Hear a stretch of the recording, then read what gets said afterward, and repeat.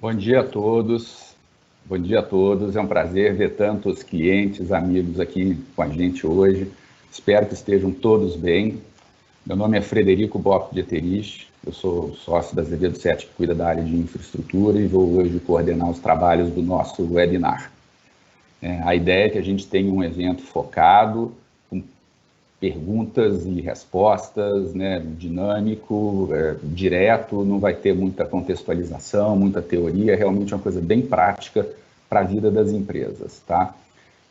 A gente convida todos a participarem por meio do nosso chat, então mandem aí seus comentários, suas perguntas, na medida do possível a gente vai responder todo mundo, e convido todos também a acessarem o site do escritório. A gente tem uma página especial sobre a Covid-19, lá tem mais de 50 artigos e análises, todo dia a gente coloca conteúdo, tem coisa muito bacana. Eu acho que tem uma coisa para cada um de nós lá poder tirar uma lição e aprender alguma coisa bem bacana.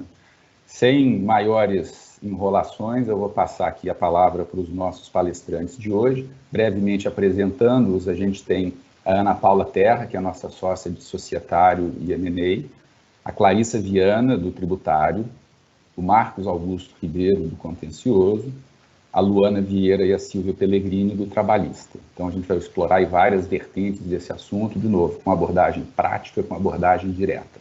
Tá? Então, vamos lá, pessoal. Marcos, começando contigo aí, já que é o bendito é o fruto, temos várias brilhantes doutoras, vou começar com você hoje. Como é que você está vendo aí, que conselho você pode dar para as empresas com relação à questão de contratos? A gente está vendo um tsunami de revisões contratuais, tem cliente que liga para a gente e fala, me determinaram uma mudança contratual, tem outros que ligam e falam, me fizeram uma proposta de mudança de revisão, aí ao mesmo tempo outros clientes falam, eu quero revisar os contratos que eu já assinei. Quer dizer, nessa confusão toda, o que você pode sugerir, recomendar para os nossos clientes? Bom dia, Fred. Bom dia, pessoal aí, colegas da Azevedo 7, amigos, parceiros. Obrigado pelo prestígio da presença. Espero que a gente possa ajudar, contribuir nesse momento aí com alguma orientação que seja útil, né? Então, Fred, essa é realmente a dúvida que a gente tem recebido, eu, Ana Terra, com um volume maior. Realmente as empresas têm sido notificadas, recebido comunicados de seus clientes, fornecedores, pedindo revisão de contrato, resolução de contrato, alteração de escopo, suspensão de pagamento, redução de valor de parcela, e por outro lado, elas também, empresas, clientes nossas, têm sofrido também com a epidemia e buscado orientações sobre como também elas próprias revisarem seus contratos quando impactados, né? E o que a gente tem buscado orientá-los nesse momento é que é um momento de cuidado, de cautela, mas por outro lado também de proatividade, por mais paradoxal que possa ser. Então, é um momento de cuidado, porque não adianta também todo mundo agora invocando um estudo da força maior, que está sendo amplamente divulgado e noticiado e propalado aí nos meios jurídicos, e dizer para os seus parceiros todos que, olha, teve uma epidemia, fato público e notório, então estou revisando meus contratos todos linearmente em tantos por cento. Porque se você fizer isso, inclusive, para os seus fornecedores, você estará dando a chance dos seus clientes fazerem o mesmo com você. Então, se você simplesmente notifica, sem ter o cuidado de analisar o impacto concreto em cada relação, mesmo que você não consiga com as pessoas que você notificou, você pode estar confessando para os seus clientes que basta que eles notifiquem com a mesma alegação genérica que você já disse que isso é suficiente para revisar os contratos. Então, tem que ter cuidado nessa hora mesmo. O ônus da prova de quem invoca o força maior é exatamente de quem alega. Então, se você for preparar um pedido de revisão com um parceiro comercial, esteja com todas as provas do impacto proporcional no seu contrato, da redução da sua capacidade financeira, da redução da impossibilidade total ou parcial de se cumprir aquela obrigação, né, ou mesmo do impacto caixa que vai ter nos próximos meses, né? Porque, de novo, se você não fizer isso, a chance de você ter êxito na sua negociação diminui e você passa a ter um passivo aí que pode virar uma ação judicial e você perder o seu parceiro comercial, que às vezes tinha uma relação boa de muitos anos, né? Então, é o momento de explorar, usar e abusar aí da boa-fé contratual, né?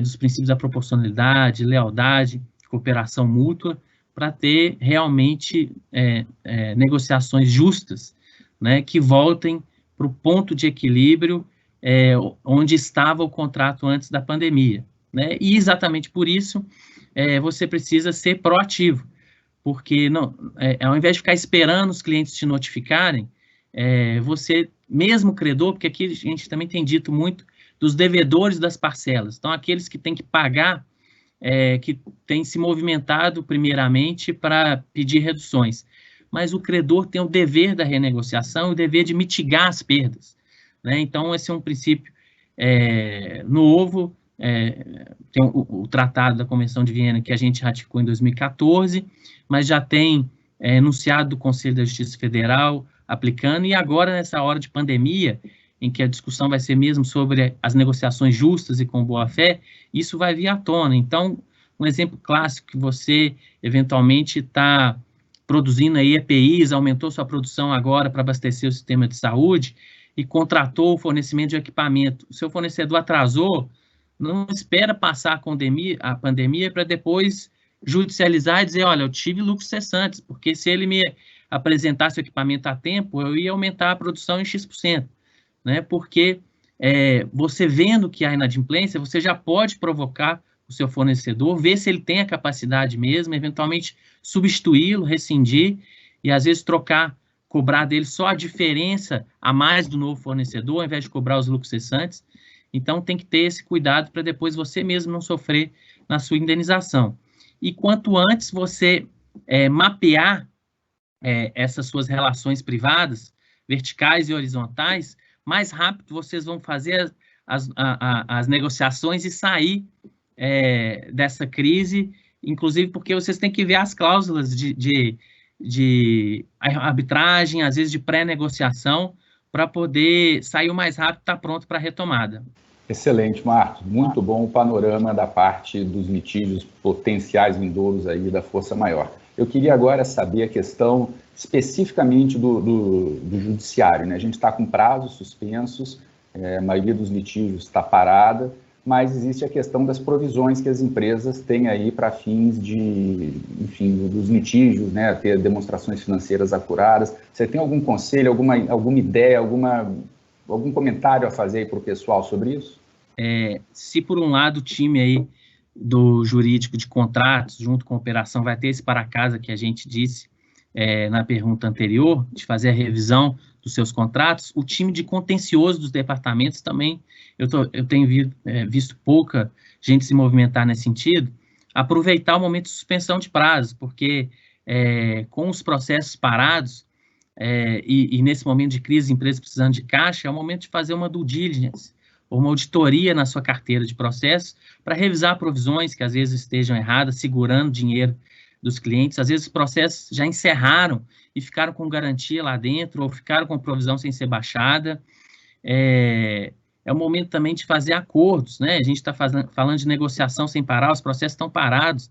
Às vezes o credor na ação judicial está doido para receber algum dinheiro, você faz uma negociação melhor nesse momento, libera o saldo da provisão, né? Às vezes você contrata escritórios e paga por mês, e o processo está encerrado, ainda está te cobrando como ativo, migração de processos, né? Com os prazos suspensos, pelo menos aí até 30 de abril, se não houver nova prorrogação, é mais fácil você trocar, se vocês estão pensando nisso, às vezes de escritório, né? Trocar, juntar a procuração nos processos parados. Então, tem também para casa aí para o time de contencioso.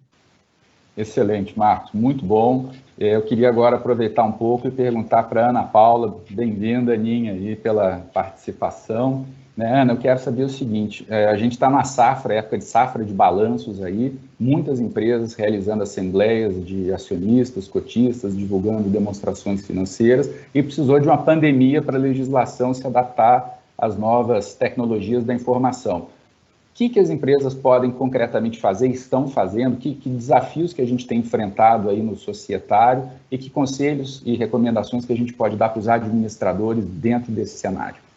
Bom dia, Fred, bom dia a todos, obrigada pela participação. Pois é, né, Fred, a males que vem para bem nesse caso nosso.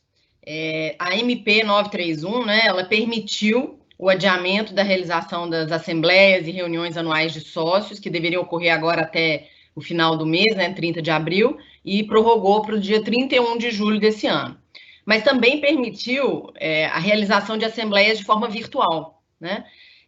Ontem mesmo teve uma nova instrução do DREI, né, o Departamento de Registro de Empresas, uma nova instrução normativa que regulamentou os procedimentos para a realização das assembleias virtuais, né, permitindo a participação do acionista via o envio de boletim de voto à distância, como já ocorre no caso das companhias abertas, e a própria participação do acionista na assembleia por meio de um sistema eletrônico, né? E aí a instrução é interessante que ela exige que o sistema eletrônico possibilite o registro da presença do acionista, a participação, o voto, a manifestação escrita do acionista, visualização de documentos que sejam necessários apresentar durante a assembleia, e também a gravação da reunião, né? Então, agora, para se fazer uma assembleia virtual, o sistema eletrônico tem que permitir, tem que ser feita a gravação da assembleia, né? Isso é muito importante para garantir a validade do certame ali, da convocação e da assembleia. Então, há uma série de formalidades agora que devem ser observadas para garantir a validade da assembleia virtual e que a gente precisa avaliar caso a caso, conforme a peculiaridade de cada empresa, né? Mas é uma boa notícia no mar de tantas preocupações do empresariado, e a gente ficou feliz que a nossa legislação se atualizou com a tecnologia, né? Infelizmente, por uma pandemia, mas no fim das contas foi uma boa notícia para o societário. Entendi, Ana. E só um aviso também para o pessoal que está assistindo, né? Não deixe de realizar a sua Assembleia Geral, não. Por mais que a lei não contemple penalidades, você ficar sem demonstrações financeiras aprovadas, isso depois pode te atrapalhar na renovação de um cadastro bancário, pode te atrapalhar numa licitação pública, caso você participe delas. É importante estar com o estudo em dia. Então, vamos aproveitar a ferramenta nova que a Ana comentou aí, que está à disposição de todo mundo, realizar as assembleias gerais, né, deixar tudo em ordem para poder a gente ficar com a casa toda arrumada. Ana, eu queria fazer uma outra pergunta, essa sim bastante interessante do ponto de vista de todo mundo, caixa, né? Proteção ao caixa das empresas. A lei fala que tem que ser feita uma distribuição de dividendo mínimo obrigatório de 25% do lucro.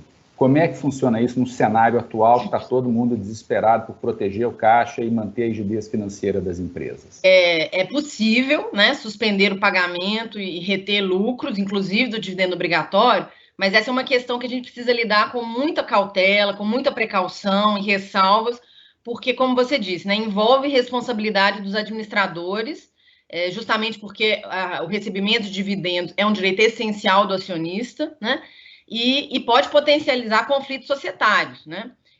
E não basta a diretoria simplesmente, arbitrariamente, suspender o pagamento, reter lucros, né? Tem formalidades, tem restrições para que isso seja feito, né? E existem duas situações distintas, que têm tratamentos distintos, né? Então, que a gente tem que analisar caso a caso. Uma é uma situação em que ainda não houve a deliberação sobre a destinação do lucro do exercício, né? Que é esse caso que a gente está falando das assembleias que vão ocorrer até o fim de julho, né?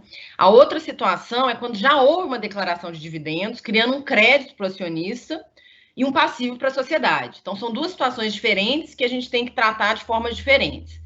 Na primeira hipótese, que é o caso do lucro ainda não distribuído, a própria lei das SA já prevê algumas hipóteses de criação de reservas de contingência, retenção de lucros em orçamento de capital, uma reserva especial quando a situação financeira da companhia for incompatível com a distribuição do lucro, né?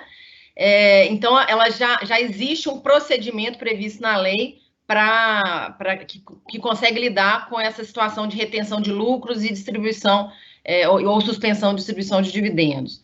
Na segunda hipótese, que é aquela em que já houve uma declaração feita de dividendos, é mais complicado, né? Há precedentes tanto favoráveis quanto desfavoráveis, tanto da CVM quanto do Judiciário, né? Que importam em responsabilidade do administrador. Então, que a gente tem que ter ainda cuidados ainda mais especiais para garantir uma validade de uma decisão de suspender o pagamento dos dividendos já declarados, né?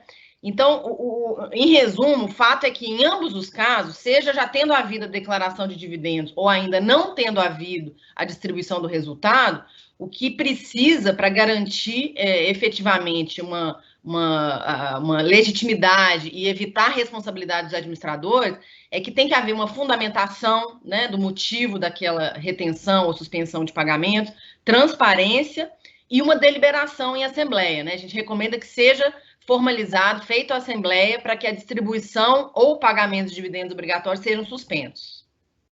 Entendi, ótimo, Ana. E aí, falando ainda da questão do caixa, né, eu queria perguntar agora para a Clarissa, do nosso tributário, né, a questão dos tributos aí. O governo federal prorrogou o vencimento de alguns tributos federais, né, a entrega de algumas obrigações acessórias. E o que isso tem efeito prático para as empresas, Clarissa? Como é que isso pode ajudar a preservar o caixa das empresas? O que a gente precisa fazer para aproveitar essa oportunidade que se construiu aí? Bom dia, Fred. Bom dia, ouvintes. Então, Fred, de fato, as medidas que já foram publicadas de prorrogação, tanto de vencimento quanto da entrega de obrigações acessórias, elas ajudam, né? Já ajudaram, mas elas são muito limitadas, tá? Elas só abarcam competência de abril e março e abril, ou seja, não abarcam competência de fevereiro, que o pagamento é feito em março, onde as empresas já estavam com dificuldade, e não abarcam as competências de maio em diante. E, além disso, a prorrogação também não abrange todos os tributos federais. Não abrange imposto de renda, CSL, IPI, tributos aduaneiros, que, inclusive, estão muito impactados aí com a alta do dólar, tá? E outra coisa também que elas tiveram de limitação é que a prorrogação foi só para pagamento em julho e setembro. E a gente ainda não sabe como é que o país vai estar nesse período ainda. Então, assim, elas ajudaram, mas são limitadas, mas a boa notícia é o seguinte: é possível ir para o judiciário, tá? Para poder pleitear a prorrogação de vencimento de todos os tributos federais para passarem a vencer após o fim da pandemia.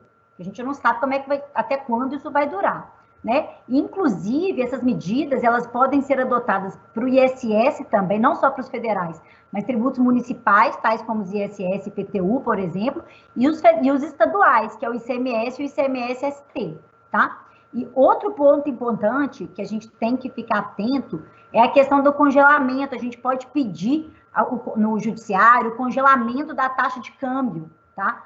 A taxa de câmbio atual está muito alta, as empresas que precisam importar insumos ou mercadorias que elas revendem nesse cenário, nesse momento, elas estão sofrendo em ter que vender o produto com um preço que já estava pré-determinado e adquirir insumos com valores exorbitantes por causa do dólar.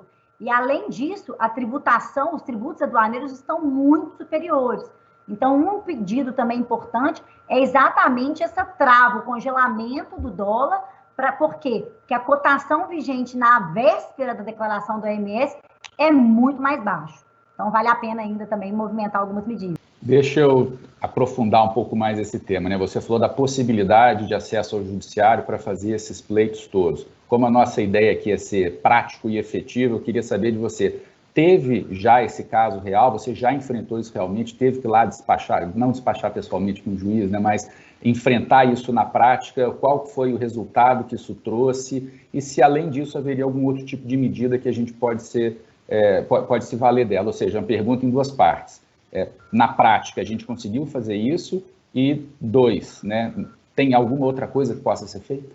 Sim, Fred, a gente já movimentou o judiciário para alguns clientes, já tivemos êxito para mais de 17 empresas, porque saiu uma decisão ontem, inclusive, tanto no âmbito municipal como no âmbito federal, e conseguimos que os tributos fossem pagos após a pandemia, tá? Não é uma liminar imediata, não é simples, tem que ficar ligando, despachando por vídeo, telefone, igual você falou hoje, o judiciário, né? Eles estão fechados, eles estão em home office, então os despachos são bem mais demorados, mas sim, é possível e a gente tem conseguido sim.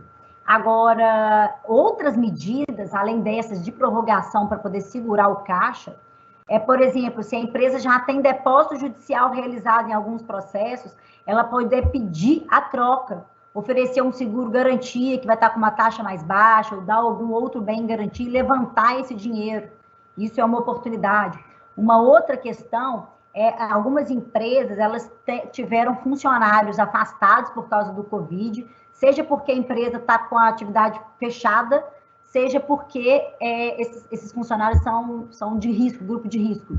Nesses casos, em algumas empresas continuaram pagando normalmente para esses funcionários. E neste caso, é possível pedir no judiciário para que essa remuneração destes empregados que não estão trabalhando possa ser excluído da base de cálculo da contribuição previdenciária com uma chance de êxito boa, tá?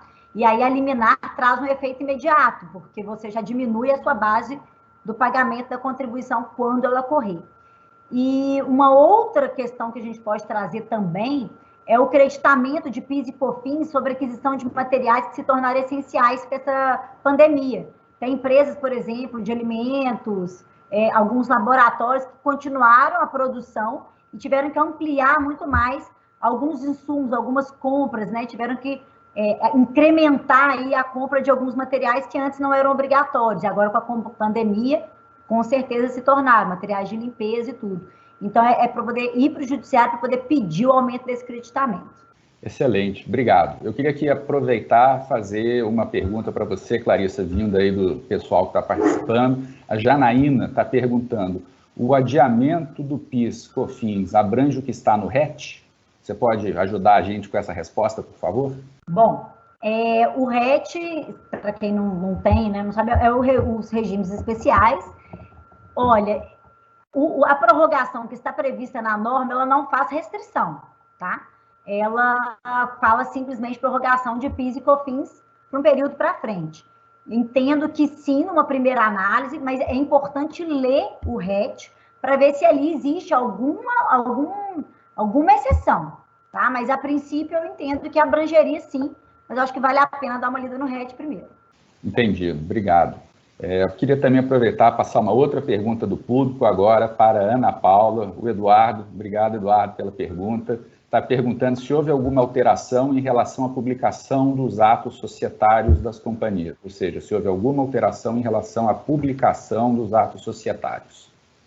Boa pergunta, Eduardo.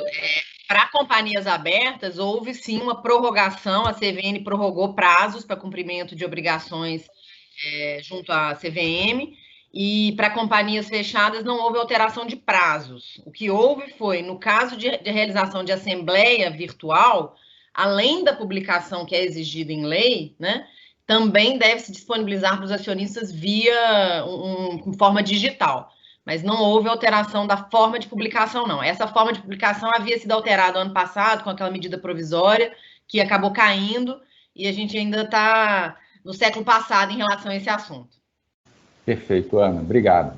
Avançando na nossa pauta, pessoal, agora vamos falar um pouco da parte trabalhista. A gente veio aí com um time de peso, né? 2 das nossas sócias, e não é à toa, né? O impacto tem sido muito grande na seara trabalhista. A gente falou de proteção do caixa das empresas, mas também tem um foco enorme na questão de proteção ao trabalho e ao emprego. E eu queria falar com a Silvia, começar perguntando como é que as empresas estão trabalhando a questão do acordo para redução de jornada, redução de salário, bem como a suspensão do contrato de trabalho. Cautelas que podem e devem ser tomadas, Silvia. Bom dia, Fred, bom dia a todos. Obrigado pela presença virtual de todo mundo.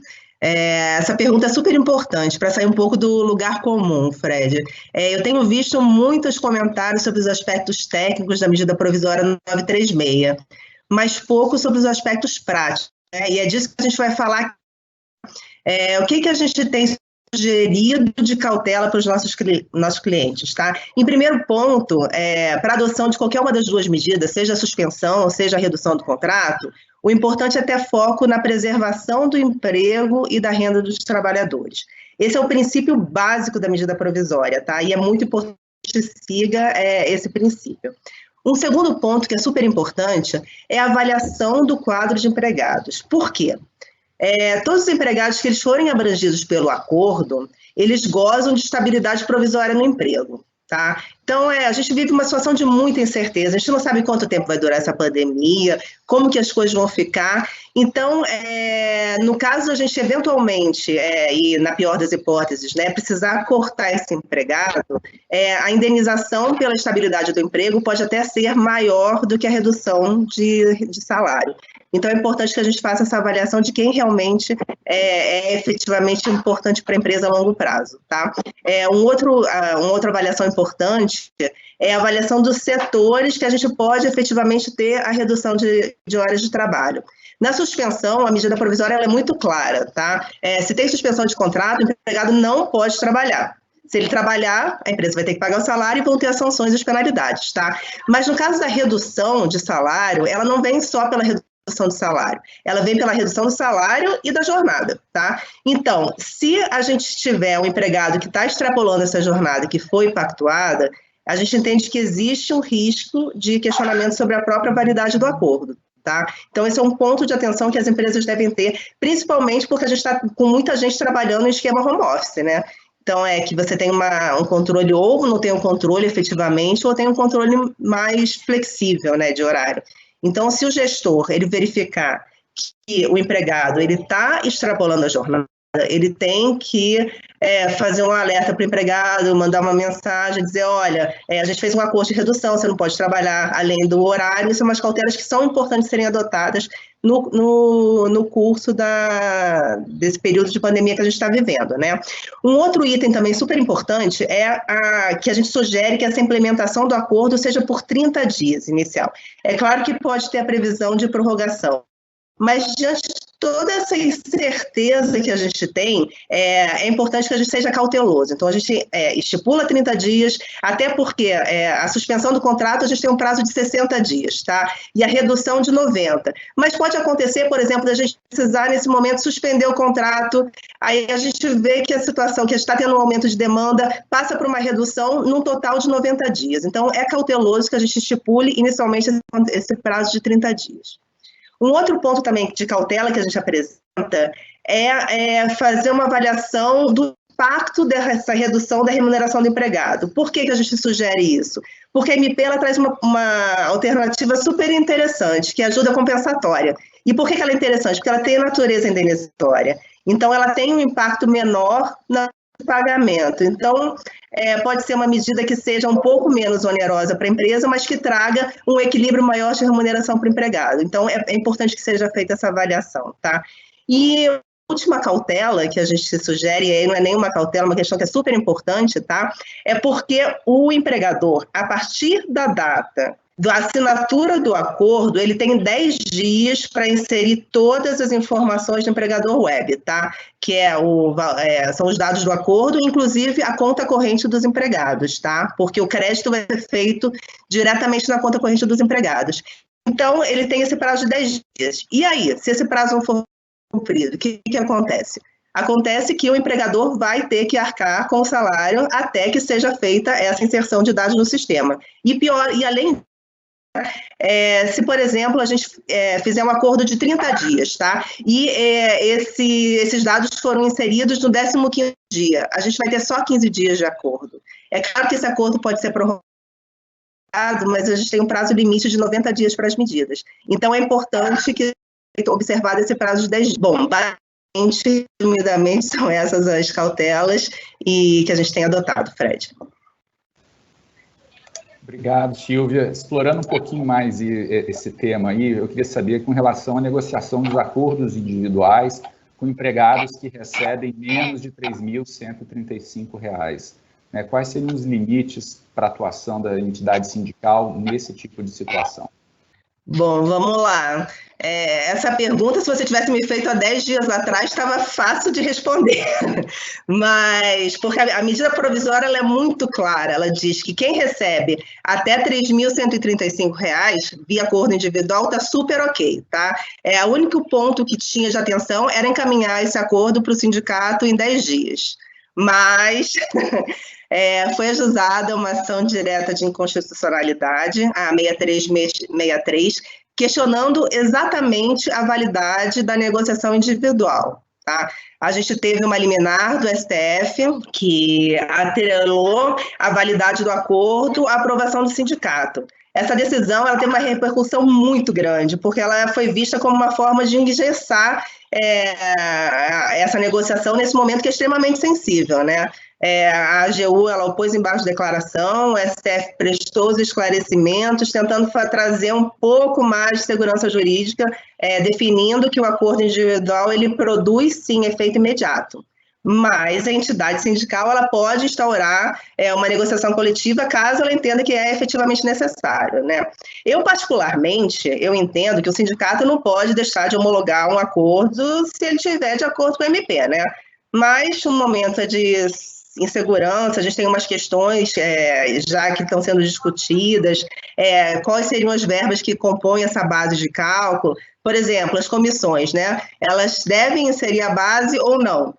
No caso da redução, por exemplo, de jornada, a pessoa vai continuar trabalhando, ela pode produzir nesse período e ganhar a comissão. E aí, ela vai pela média e vai pelo pagamento da comissão também, enfim. A gente tem questões aí para ser discutidas caso a caso. E, portanto, a pergunta de $1 milhão é: e se o sindicato não concordar, o que acontece? Bom, eu disse na pergunta anterior que a empresa ela tem uns 10 dias para inserir lá todas as informações do empregador web. O sindicato, por sua vez, ele tem um prazo, recebendo o acordo, ele tem um prazo de 4 dias para dizer se ele concorda ou não, e se não falar nos 4 dias, a manuência tácita. Então, em tese, sobrariam aí 6 dias para a empresa inserir as informações do empregador web, se tudo der certo, o sindicato concordar, e beleza. Mas, para nossa sorte, o julgamento da ação direta de inconstitucionalidade está marcado para hoje, e a gente espera que esse tema seja definido. Tá? Existe uma tendência para que seja reconhecida a validade do acordo individual. Tá? E como o Fred disse lá no início, a gente está com uma página super bacana no nosso site falando do Covid, e acessem mais tarde, amanhã, que a gente vai incluir uma nota sobre essa decisão que a gente espera que siga para a validade do acordo individual, tá? Enfim, vamos aguardar os próximos passos aí, Fred. Obrigado, Silvia. Aproveitando aqui, antes de passar para a Luana, eu queria te fazer uma pergunta que basicamente ela vem em formas distintas, mas falando do mesmo tema, que o Sidney e a Mônica mandaram aí através do nosso chat, né? A pergunta seria assim: a redução de salário, jornada e a suspensão, elas podem ser feitas caso a caso ou devem ser feitas por setor ou para todos os funcionários de uma determinada obra ou filial? Vamos lá, uma ótima pergunta, tá? Eu entendo que você tem que ter um racional. O acordo ele pode ser individual, então você realmente poderia negociar individualmente. Só tem que ter um racional porque, de certa forma, essas pessoas que entrariam no acordo, elas teriam uma condição menos vantajosa do que outras que estariam fora do acordo, né? Então, eu entendo que sim, existe essa possibilidade de negociação, mas a empresa tem que tomar todas aquelas cautelas que a gente falou na primeira pergunta, na primeira resposta, e ter uma linha de raciocínio para que a gente possa, eventualmente, se tiver alguma ação em razão de isonomia, de tratamentos, que a gente tenha o embasamento para justificar esse tratamento diferenciado. Tá ótimo, obrigado. Luana, eu queria falar contigo de ajuda compensatória, né? A gente sabe aí que vários clientes têm perguntado sobre quais parcelas integram aí a ajuda compensatória, se é o salário fixo, se pega outras verbas. Conta um pouco para a gente o que está acontecendo na vida real isso aí. Bom dia a todos. Bom dia, Fred. É uma alegria muito grande vermos a casa assim tão cheia, né? Realmente, a ajuda compensatória, ela vem despertando muitas dúvidas, né? Antes de mais nada, é importante a gente relembrar que a ajuda compensatória, indenizatória, ela é obrigatória nos casos de suspensão contratual, tá? Então, é importante esse registro, porque, diferentemente do que ocorre na redução de jornada, no caso da suspensão, ela tem natureza cogente, tá? Essa pergunta ela é super pertinente e apropriada, porque, na verdade, não existe uma resposta correta, né? O que não é novidade nenhuma para nós, né, que já estamos tão acostumados a viver nesse manicômio judicial, né? A medida provisória, ela não esclarece, ela tão somente fala que a base de cálculo da ajuda seria o salário. E dentro disso, a gente tem algumas variantes de interpretação. Para uma determinada corrente, a ajuda compensatória, que é de 30% do salário do empregado, ela deve contemplar apenas e tão somente o salário base contratual, tá? Para uma segunda corrente, não. Essa ajuda compensatória, ela tem que contemplar o salário base e mais todas as demais parcelas salariais que compõem efetivamente a remuneração do empregado, o que faz com que a conta, né, sofra uma majoração. Para vocês terem uma ideia da divergência que vem existindo dentro dos próprios tribunais, recentemente o TST, através da presidente ministra Maria Cristina, ela já soltou o entendimento de que esses adicionais específicos e condicionados ao exercício da função, eles não deveriam compor a base de cálculo de uma determinada discussão afeta a uma empresa pública. E essa semana, na segunda-feira, a gente já teve a notícia de uma decisão do TRT de Minas, que, em sede de dissídio coletivo de natureza jurídica, concedeu uma liminar para declarar que a ajuda compensatória, ela contempla não só o salário base, mas inclusive o adicional de insalubridade ou de periculosidade que é pago ao empregado. E isso causa um certo espanto, porque todos sabemos que se tratam de parcelas, né, de verdadeiros salários condição, ou seja, o empregado só tem direito ao recebimento quando ele efetivamente trabalha naquela condição específica, o que não acontece num contexto de suspensão contratual. Então, esse pequeno detalhe já dá uma ideia aí da grande discussão que a matéria vem enfrentando. Então, nesse particular, qual que é a recomendação que a gente vem dando aos nossos clientes? Tanto melhor e recomendável que se inclua na norma coletiva, no acordo coletivo de trabalho, qual a clareza, né, da base da ajuda compensatória, se ela vai contemplar apenas o salário contratual ou se ela vai contemplar alguns adicionais. Como a Silvia mesmo colocou, a própria questão das comissões é um fato que gera bastante dúvida, né, e tem gerado bastante discussões. Então, a recomendação é que, dentro do possível, porque a gente sabe que não é toda empresa que está conseguindo abrir e deflagrar uma negociação com o sindicato, que ela inclua na cláusula do instrumento qual que é a real base de cálculo de incidência dessa ajuda compensatória. E é importante a gente lembrar também, até para fins para colaborar aí com a decisão que o cliente vai tomar frente à redução ou à suspensão, que essa ajuda compensatória, ela não tem natureza salarial, ou seja, ela não integra a base de cálculo do imposto de renda, das contribuições previdenciárias, né? Ela não reflete no cálculo de qualquer outra parcela trabalhista, e, além disso, ela possui também um benefício fiscal, né? Ela pode ser excluída do lucro líquido para fins de imposto de renda da pessoa jurídica e também da contribuição social sobre o lucro líquido. É isso. Excelente, Luana, obrigado. A gente falou de redução, falou de outras ferramentas, mas a gente acabou ainda não tocando no layoff. Eu queria saber se ele ainda é uma alternativa viável e possível, o que você pode recomendar com relação a ele, Luana? Bem lembrado, Fred, no meio, né, de todas as discussões que essa medida provisória 936 nos trouxe, né, com essas alternativas de redução e suspensão, o layoff voltou a ser lembrado, é uma figura já velha conhecida nossa, né, já tem previsão expressa na CLT, empresas que atuam aí no segmento automobilístico já são bastante familiarizados com esse layoff. Basicamente, né, é um tipo de suspensão contratual, que traz a vantagem, né, de suspender a obrigação de pagamento de salário dos empregados. É uma medida que pode ser adotada de forma individual ou de forma coletiva, ou seja, da maneira como a empresa acha necessária para a gestão do seu negócio. A única questão é que ele está atrelada, né, o layoff está atrelado à frequência do empregado a um curso de qualificação profissional, um curso que tem que ser financiado, né, bancado aí pela empresa, mas o ponto principal é que ele depende, né, é uma ferramenta que depende de negociação sindical.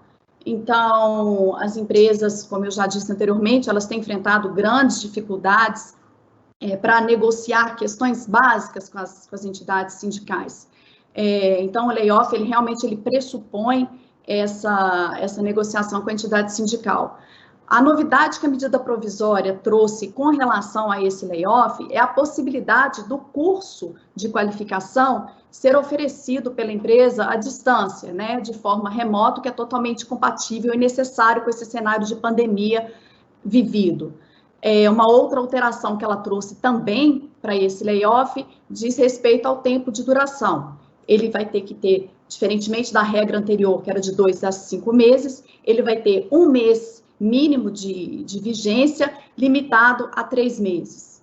Lembrando que também nessa modalidade, que é um ponto também de reflexão a ser feita pelas empresas, é que ele garante também aos empregados uma estabilidade precária no emprego, porque a partir do momento em que a empresa coloca o empregado no layoff, coloca para frequentar o curso de capacitação e o dispensa durante o período de suspensão ou nos 3 meses subsequentes ao término da suspensão, ela é obrigada a pagar uma multa de, no mínimo, 100% da última remuneração do empregado.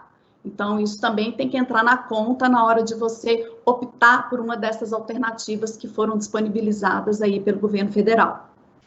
Obrigado, Luana. Aproveitando que nós estamos aqui batendo esse papo, já queria te passar uma pergunta que a Renata fez sobre os dissídios. Ela perguntou, os dissídios serão paralisados? O que vocês têm a falar sobre isso?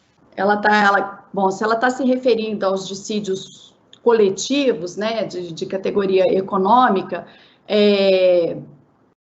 eles não vão parar. Na verdade, o que a gente vem percebendo é que a própria negociação, né, decorrente da medida provisória 936 já vem sendo tratado por parte de algumas entidades sindicais como uma verdadeira negociação de database, né? Então, acreditamos que os dissídios não vão terminar, pelo contrário, a gente já tem notícias, inclusive, de dissídios coletivos de natureza jurídica, através dos quais os próprios sindicatos, as próprias entidades sindicais estão recorrendo à justiça, né, para buscar não só esclarecimentos no tocante às bases que compõem, por exemplo, uma ajuda compensatória, como a gente vem percebendo investidas de entidade sindical para exigir que as empresas que venham a aderir a algum dos programas previstos na medida provisória, que elas façam a comprovação da efetiva dificuldade financeira por elas sofrida, uma condicionante que não foi colocada em momento algum pelo governo federal, ou seja, uma inovação que as entidades sindicais vêm trazendo e que, para nossa preocupação, num primeiro momento, já que em Minas Gerais a gente já teve uma decisão nesse sentido, obrigando a empresa e condicionando a aderência dela a um dos programas instituídos pela medida provisória à comprovação da real dificuldade financeira por ela vivenciada. Perfeito, obrigado. Eu queria voltar para o tributário agora. Tem uma pergunta aqui para a Clarissa, que o Calazan fez. Obrigado, Calazan, pela pergunta. Ele fala assim, Clarissa, o mandado de segurança para adiamento dos pagamentos dos tributos seria único ou um mandado de segurança para cada ente, federal, estadual ou municipal? Bom dia, Calazan, que bom que você está aí. Ótima pergunta, os clientes realmente têm me perguntado sobre isso. É o seguinte, para entrar com a ação para tributos federais pode ser uma, os estaduais tem que ser um em cada estado e municipal um em cada município, tá? Eu não posso entrar com uma ação e pedir ICMS, ISS e federal, por quê? Porque uma coisa, cada jurisdição é resguardada a cada ente tributante. Então, é um federal, estaduais, a quantidade de estados que forem, e municipal as quantidades de municípios envolvidos. Ótimo, obrigado. Ana Paula, uma perguntinha aqui que fizeram para você. O Maurício perguntou o seguinte: se o mandato da diretoria vencer, como fica a representação da sociedade perante terceiros, como bancos, clientes, fornecedores? Como é que a gente pode dar uma orientação com relação a esse tema? Fred, a lei das SA, ela já até previa que o mandato seria prorrogado, né, no artigo 150, que o prazo do mandato seria prorrogado até a investidura dos novos administradores eleitos. Só que esse artigo, os bancos nunca aceitavam, sempre criavam caso, né? E a medida provisória, ela fez bem em tratar expressamente da prorrogação dos mandatos vencidos durante esse período e prorrogando-os até a realização da próxima Assembleia. Então, a gente tem a segurança de ter expressamente na legislação a prorrogação dos mandatos. Obrigado, Ana. Mais uma pergunta aqui do nosso chat, agora para a Silvia. Silvia, o pessoal está perguntando se tem umas 2 ou 3 perguntas sobre isso, então vou tentar sumarizar elas todas aqui, sobre a Covid. Se a Covid-19 pode ser enquadrada como doença profissional e se tem alguma cautela a ser adotada. Vamos lá, ótima pergunta, Fred. Na verdade, assim, a legislação, ela diz que inicialmente não é uma doença profissional, mas se for comprovado o nexo de causalidade, pode sim ser considerada como doença profissional. Consequências bem relevantes para a gente no âmbito trabalhista, né? Então, o que a gente tem sugerido nesses casos é que sejam adotadas todas as cautelas que vêm sendo sugeridas pela OMS, que é a informação sobre as medidas de proteção, disponibilizar álcool gel, reduzir o número de pessoas nos turnos, afastar quem é grupo de risco, quem convive com grupo de risco, a limpeza do ambiente de trabalho, quando a gente trabalha em turnos de revezamento, encerrado cada um dos turnos, fazer uma limpeza no ambiente de trabalho, e principalmente, gente, o mais importante é que tudo seja documentado para a gente ter elementos para comprovar numa eventual ação trabalhista pedindo esse reconhecimento do nexo, que realmente a empresa adotou todas as medidas de segurança para evitar que realmente houvesse o contágio. Algumas empresas, elas têm adotado a medição de temperatura dos empregados que adentram no ambiente de trabalho, tanto para os empregados como para terceiros. Isso tem sido adotado, mas também exige uma série de cautelas, porque a gente tem que ter autorização do empregado, tem toda uma questão de proteção de dados, ele tem que concordar, autorizar. Então, assim, existem uma série de cautelas nesse sentido. Essa questão da pandemia é novidade para todo mundo, acho que a gente nunca viveu nada assim. Então, é o que a gente sempre fala, toda cautela é pouco.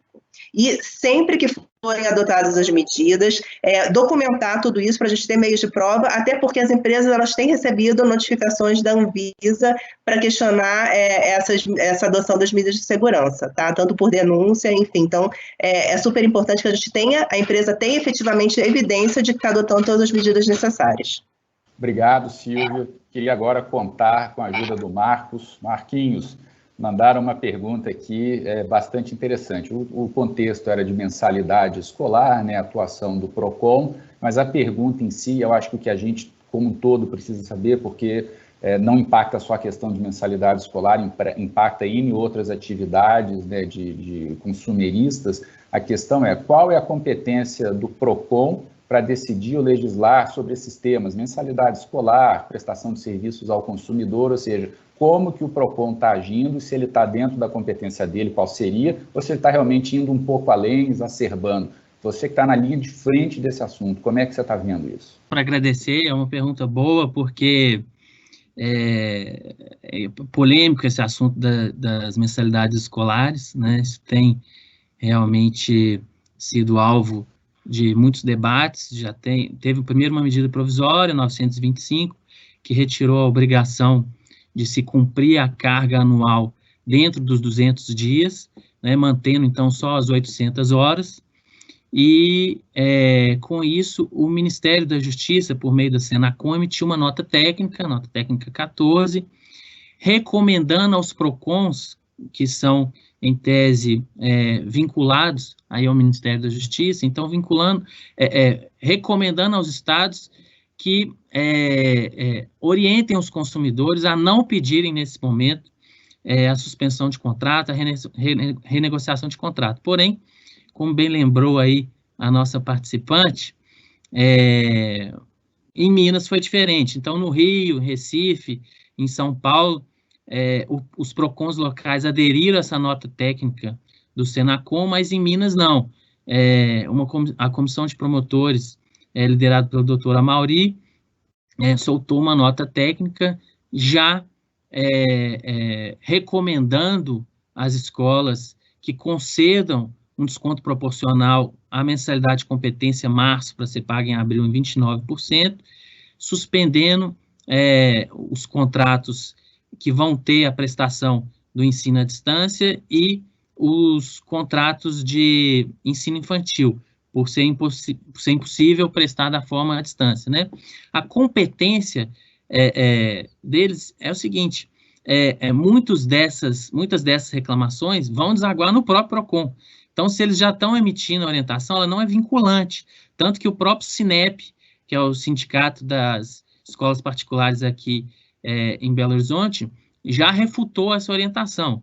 Mas acontece que o PROCON daqui, ainda mais emitindo essa nota técnica 1 de 2020, de forma conjunta por todos os seus promotores, já demonstra que a tendência é que, se os consumidores forem procurar o PROCON aqui, a decisão vai ser no sentido em linha com essa nota técnica, né? Então, é claro que o PROCON ali, você pode fazer acordos, né? Mas se ele sentir que isso pode virar um processo administrativo contra as empresas de ensino, eles devem julgar conforme essa nota técnica, né? E é claro, depois cabe uma eventual ação anulatória, discussão no judiciário, mas o efeito da competência dele é adiantar um julgamento de um processo administrativo que deve ter nessa linha. Perfeito, obrigado. Só para aclarar, a pergunta foi feita pela Eliane, então, Eliane, obrigado aí pela sua contribuição. A gente está chegando perto do final do prazo, né? Vai dar mais uma pergunta aqui, e aí eu queria aproveitar de novo aí o pessoal um cliente nosso, né, da Simon, perguntando como ficam os afastamentos pelo INSS. A partir do 16º dia, quais os cuidados que o empregador deve tomar? Luana, você consegue ajudar a gente nessa resposta, por favor? Oi, Fred e Michele, claro, com o maior prazer. Na verdade, é importante a gente salientar que o Ministério da Saúde expediu uma portaria 454, determinando que, em casos de sintoma, né, da COVID, o empregado ele deve se isolar, mas esse isolamento ele depende necessariamente de uma prescrição médica. Com isso, o que as empresas têm que fazer? Elas têm que orientar o empregado para que procure o atendimento médico, para que ele receba o atestado médico, recomendando inclusive o isolamento. Esse atestado ele vai ser extensivo a todas as pessoas que residem com ele na mesma residência. É um procedimento interessante porque evita qualquer abuso também por parte, né, de algum empregado mal intencionado que queira aí, de certa forma, tirar proveito dessa situação. Então, a partir, né, do 16º dia, o empregado, se chegar a tanta recomendação médica, porque o isolamento a gente sabe que ele é de 14 dias, mas se o médico achar necessário que esse isolamento se estenda, a partir do 16º dia ele é encaminhado para o INSS. O INSS já facilitou, né, o modus operandi para esses afastamentos, não só da própria COVID, mas todos os afastamentos ligados às doenças comuns, né? Não há que se falar mais na perícia médica, você, de forma eletrônica, você encaminha o atestado para a própria instituição, e aí sim o período passa a ser arcado pela própria Previdência Social. Excelente. Obrigado, Luana. Bom, o nosso prazo de 1 hora previsto para esse evento está praticamente se esgotando, então eu queria agradecer a todos que participaram aí da nossa live, né, as perguntas que foram feitas. agradecer aos palestrantes que deram essas contribuições. Eu acho que a gente conseguiu atingir a meta de ser assertivo, de ser prático, de não ficar teorizando, e a gente vai realizar outros eventos como esse, vocês vão ser todos informados, convidados a participar. Na tela final aqui do evento, assim que eu terminar, né, e concluir a minha fala, vão ficar os nossos e-mails de contato, então, por favor, se tiver qualquer dúvida, comentário, podem entrar em contato conosco. A gente espera que tenha sido proveitoso e desejamos a vocês um bom dia, que fiquem todos bem, em casa, seguros, né, e na medida do possível a gente passe da melhor forma possível por essa pandemia. Eu agradeço também a nossa equipe técnica pela colaboração desse evento e, enfim, obrigado, bom dia.